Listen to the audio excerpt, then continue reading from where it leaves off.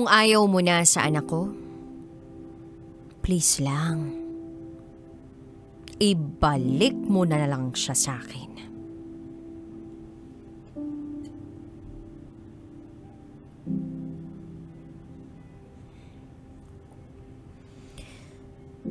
Hello, DJ Rocky. Isa ako sa mga tagapakinig mo. And I never imagined that one day, I will be here writing and sharing my own story. Itago mo na lang ako sa pangalang 10. And this is my secret file.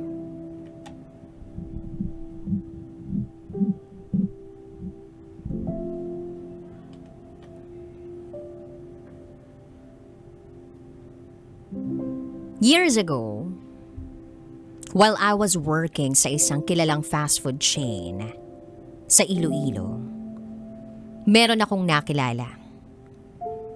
Isa siyang security guard. Itago natin siya sa pangalang Max. Moreno, guwapo, medyo chinito. Malakas ang dating. Siya isang secu. Ako naman, nasa counter nakapwesto. Lagi kaming magkaaway. Iniinis niya ako sa area ko to the point na kinukuha niya mga utensils ko. Ilalagay niya sa kung saan-saan. Pagtatawanan niya ako kapag nakita niyang naiinis ako. Yung tipong pumuputok ang mga ugat ko sa kahahanap. And that time, meron siyang isa pang kasama na secu. At itong guard na to ay super gentleman. At napakatahimik. Hindi tulad niya.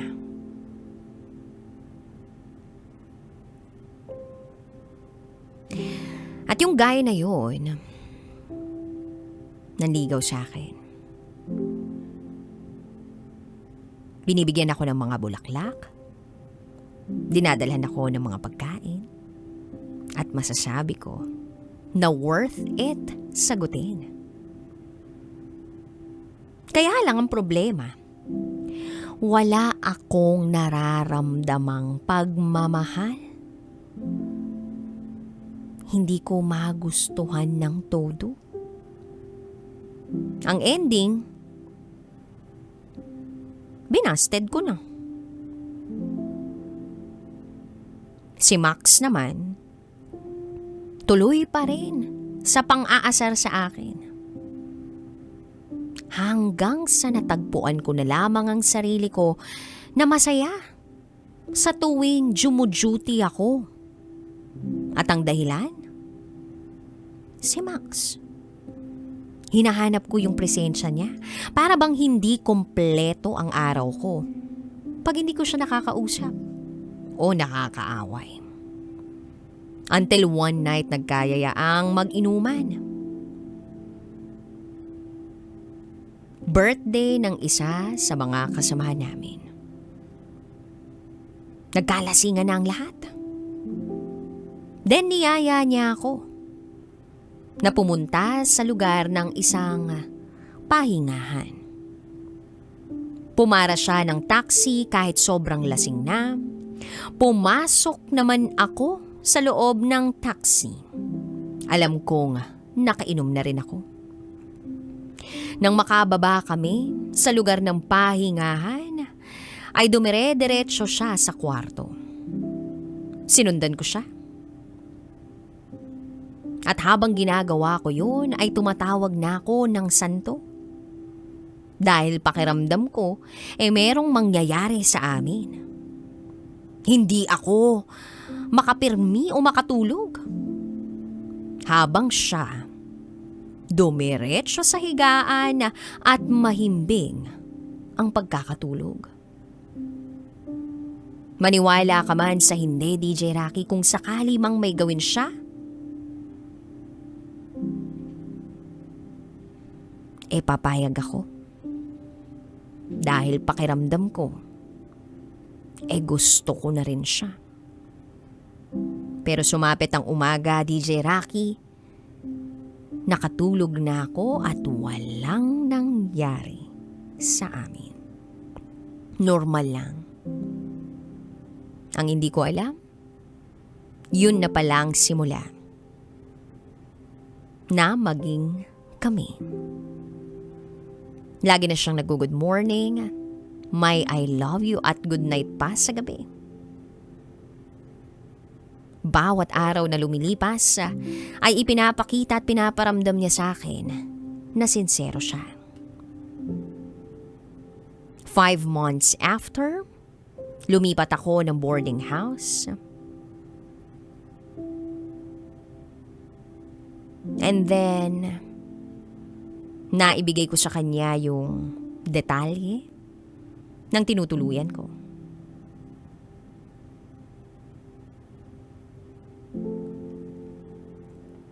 Then one day, may nangyari. Binisita niya ako. Yun ang unang beses ko. At ang sabi niya sa akin, huwag raw akong mag-alala. Dahil masisiyahan daw ako.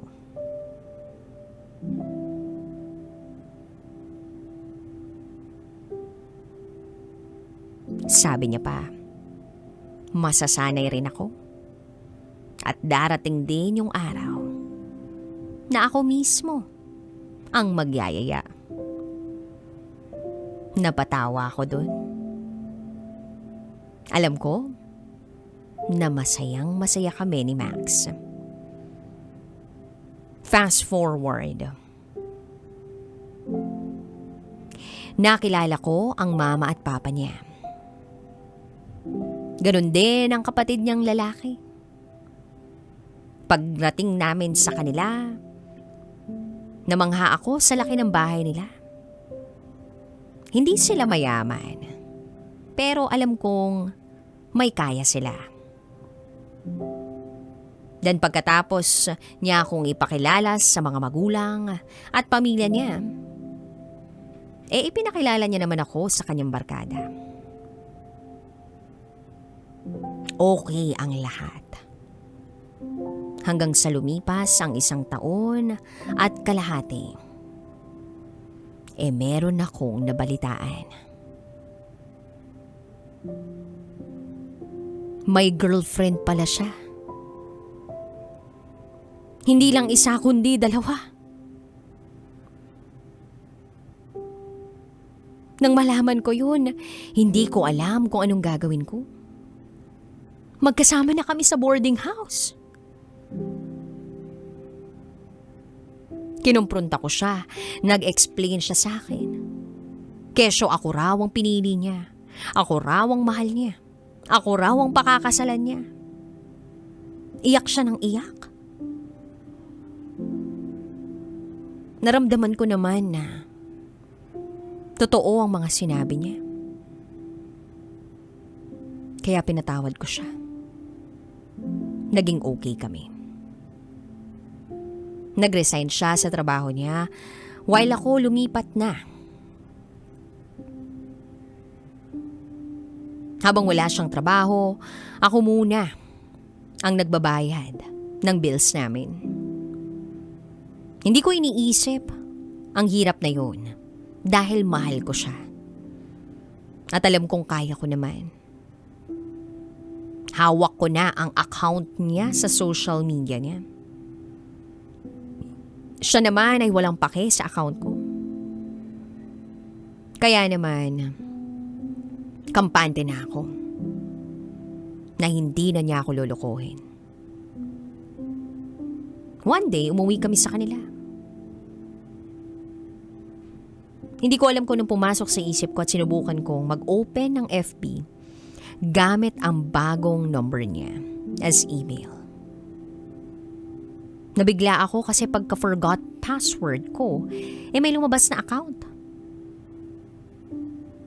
Kinabahan ako na open ko ang account na yun at tumambad sa akin ang mga babaeng nakaka-chat niya at ang kanyang ex. Nakaka-chat niya pa rin pala yun. At ang mas nagpasakit ng damdamin ko ay may nangyayari sa kanila nung ibang mga nakaka-chat niya. Nang makita ko yun, para bang nanliit ako sa sarili ko. Parang gusto kong maligo gamit ang muriatic acid bilang sabon dahil pakiramdam ko ang dumi-dumi ko. Nadatnan niya akong umiiyak. Tinanong niya kung anong nangyayari sa akin at sabi ko, bakit? Kung ayaw mo na sa akin, sabihin mo, hindi yung niloloko mo ko. Ang sagot niya lang sa akin ay sorry. Nagkalit ako sa kanya, sinampal ko siya at dun na nagsimula na masaktan niya ako. Alam kong nakainom siya. Hinampas niya ako ng bote ng isang drink.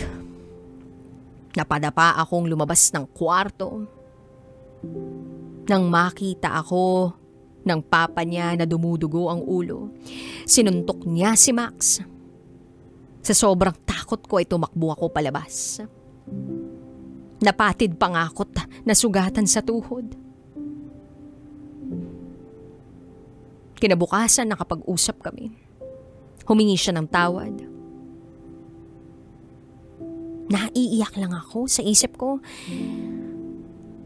Hindi ko siya kayang iwan. Siya na yung una ko eh. Natatakot ako na baka walang tumanggap sa akin. Nung manghingi siya ng tawad sa akin, niyakap niya ako. Hinalikan niya ako.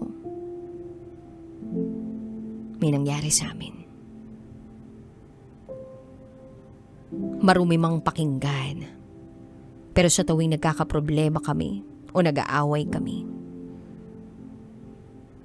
naglalambingan o we make love kami. Ganun ang peg namin. Mahal ko eh. Fast forward, pinakilala niya ako sa iba niya pang mga tropa. This time, secured na ako. Dapat. But at the back of my mind, para pa ring may mali.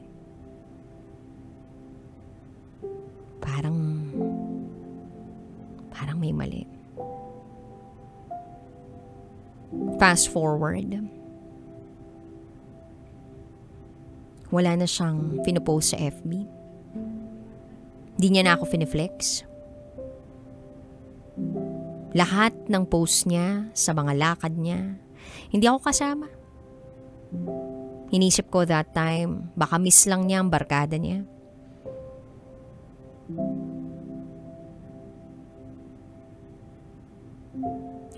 Then, isang araw,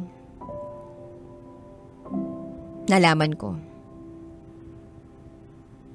na nagkabunga pala yung pangyayari sa kanila ng ex niya.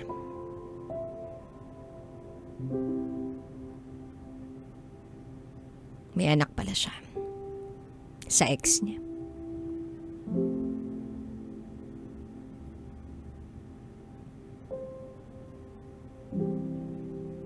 So, kailangan masustentuhan yun.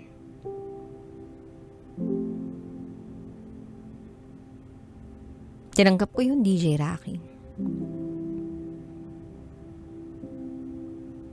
Napagdesisyonan ng pamilya niya rin na magpatuloy siya sa pag-aaral niya. At doon tumira sa kanila para makatipid. Huminto akong magtrabaho sa city para masamahan siya. Dala na rin siguro ng trauma sa pambababae niya.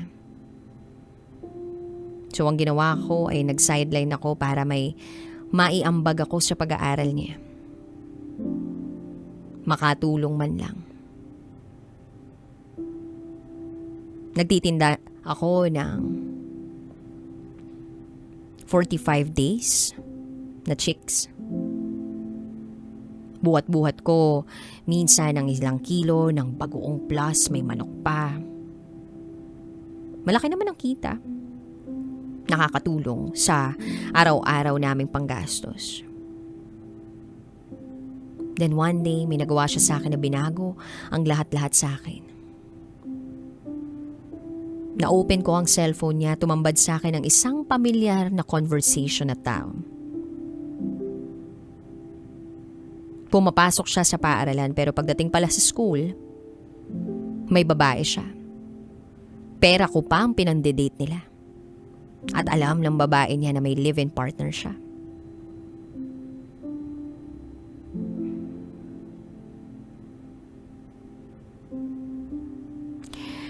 Nag-away kami. Puro kami away.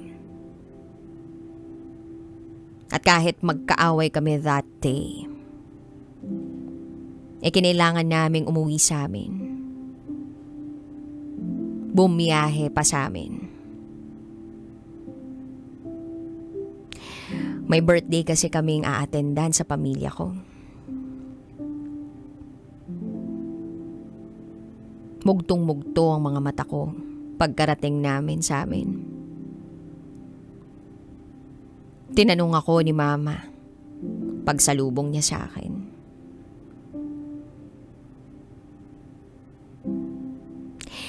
Then maya-maya pa, nung hindi ako umimik, sinabihan ni Mama si Max na mag-usap sila. Nag-usap sila sa hindi kalayuan, kaya rinig na rinig ko ang conversation nila. At ang sabi ni Mama, "Bakit ganun, Max? Hindi ako galit. Pero kung ayaw mo na sa anak ko, please lang, ibalik mo na lang siya sa akin. Huwag mo lang lulukuhin."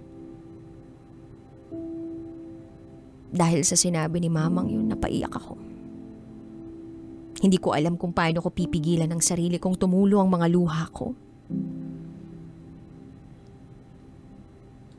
Ang sama-sama ng loob ko. Sabi ni Mama sa kanya,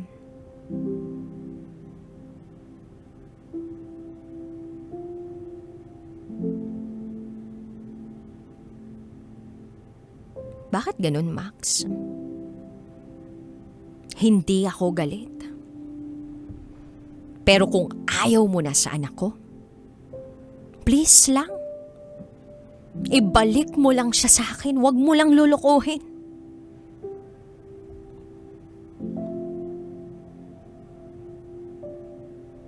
Nang dahil sa narinig ko, napahagulgol ako. Ang sagot ni Max kay Mama ay,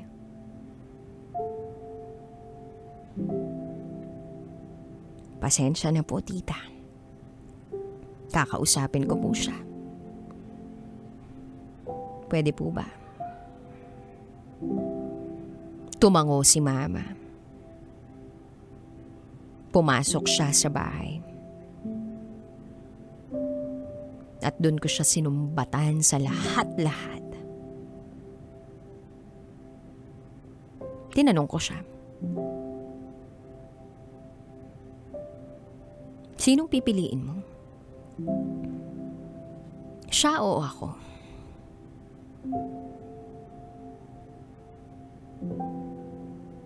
Sabi niya, "Sorry. Pero siya ang mahal ko. Sorry talaga. Para akong binuhusan ng malamig na tubig. Gusto ko siyang saktan, tadyakan, hilahin. At doon na bumuhos ng todo-todo ang mga luha ko. Gusto kong magwala. Hanggang sa narinig na ni Mama ang hagulgol ko. Sumigaw si Mama na, "Tama na yan! Dinig ko rito ang iyak mo!" Kaya inayos ko ang sarili ko. Lumabas na parang walang nangyari para lang mapagtakpan ko pa rin siya kay Mama. Dahil ayokong magalit ang pamilya ko sa kanya dahil alam kong napamahal na ang pamilya ko kay Max. Na lumipas ang ilang buwan. Nag-chat si Max sa akin at sinabing wala na sila ng babae.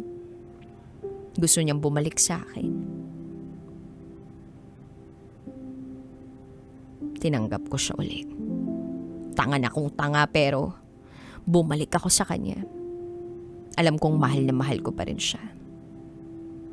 Sabi ko sa sarili ko, pagurin ko na lang yung sarili ko, ubusin ko na lang lahat-lahat para wala nang rason para maging kami pa pag naubos na ako. Lahat ng hinanakit ko, binuhos ko na lang sa trabaho ko. Kaya na-promote ako as a crew trainer sa isang fast food. Siya naman nandun sa boarding house. Ako lahat ng tagalaba, tagaluto, tagalinis, taga-asikaso. And by the way, simula nang maghiwalay kami, nag-stop na uli siya sa pag-aaral. Pinili niyang sumama sa akin sa SETI. And as usual, ako lahat-lahat. Nakikita ko namang nagbabago siya. Hanggang sa nagka-pandemya. Doon kami nag-stay sa kanila. Nagluluto ako ng kakainin para may ipadala sa kanila ni Mama. Kasi alam kong nahihirapan sila. Nagtitraining si Mama that time para mang ibang bansa.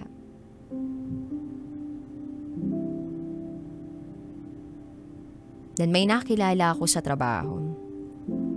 Naitago natin sa pangalang Paul. Kagaya ko, crew trainer din siya. Matangkad, moreno, cute. Napaka-introvert. Una, nagkakakwentuhan lang kami. Hanggang sa nagkamabutihan na kami. And then, natagpuan ko na lang yung sarili ko na nagloloko. Nag-entertain na ako ng ibang lalaki habang kami pa ni Max. Then I decided na tapusin na lang kung anong meron sa amin ni Max. Napagod na ako. Ako na ngang nagtatrabaho, ako pa lahat gumagastos. At kailangan ko pa siyang pagbigyan. Every time na naglalambing siya. Hindi siya pumapayag na makipag-iwalay ako sa kanya. Then nalaman niya yung tungkol sa amin ni Paul. Pinagbantaan niya kami. Sinubukan namin ni Paul na gawing low-key ang lahat. Kaya lang nagkaproblema after 2 months.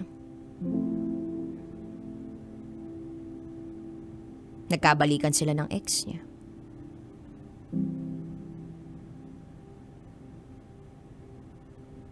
Then eventually, nagkaroon na naman ako ng ibang love interest. Si EJ. Matangos ilong, pogi, tangkad. Dahil sa kanya, na-inspire ako na bumalik sa pag-aaral. Bachelor of Science in Criminology ang kinuha ko. Working student ako.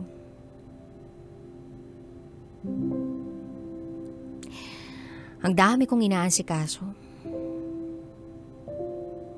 Gusto kong makapagtapos ng pag-aaral. Gusto kong umayos sana yung love life ko.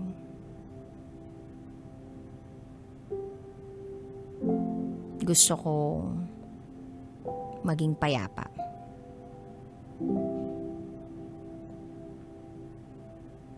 So ginugol ko ang oras ko sa pag-aaral. Although, meron akong EJ,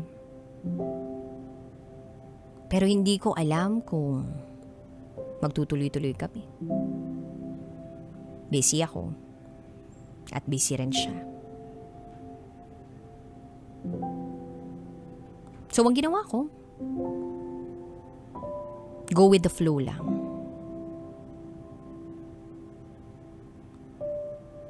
Go with the flow. Para bang na-trauma ako sa lahat ng mga failed relationships ko.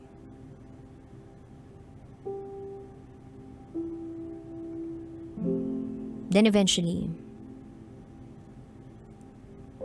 na-realize ko na hindi pa rin pala si EJ.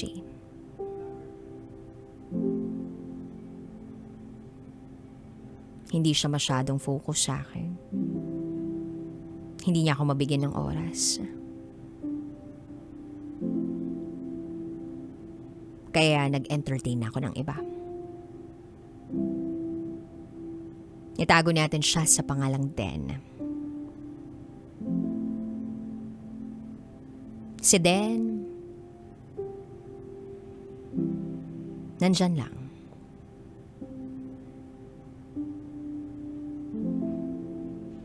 But then again, sumulpot si Max.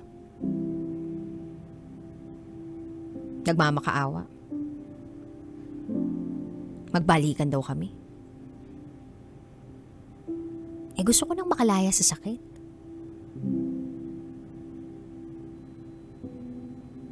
Hindi pa naman kami ni Ten, pero nag-aantay ako. Nag-aantay ako sa sign na pwedeng ibigay sa akin ng Panginoon.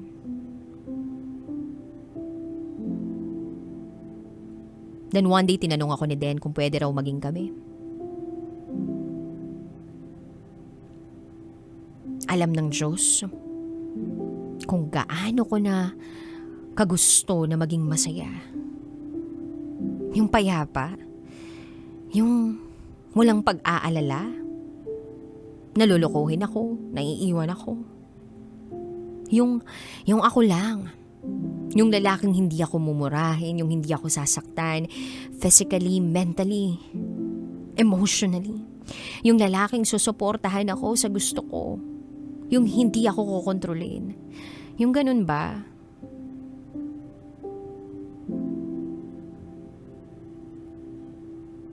Then kinabukasan, sinabi sa akin ni Den na handa siyang mag-antay. Iintindihin niya ako.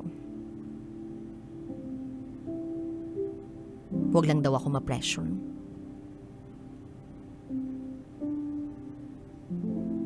Naging consistent siya from day one up until now. And he deserves my yes.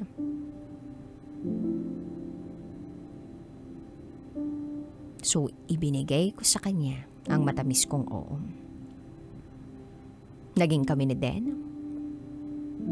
At umuwi na ako sa kanila tuwing weekends. Naipakilala niya na ako sa pamilya niya at naipakilala ko na rin siya sa pamilya ko. Alam naming mahal namin ang isa't isa. At sa mga naging ex ko, sana maging masaya na kayo. Para kay Max, sana mahanap mo na yung para sa'yo.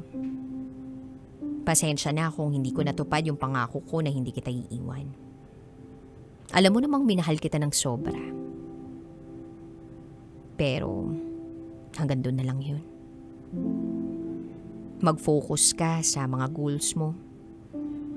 Nang sa gayon, ay makapag-provide ka sa anak mo.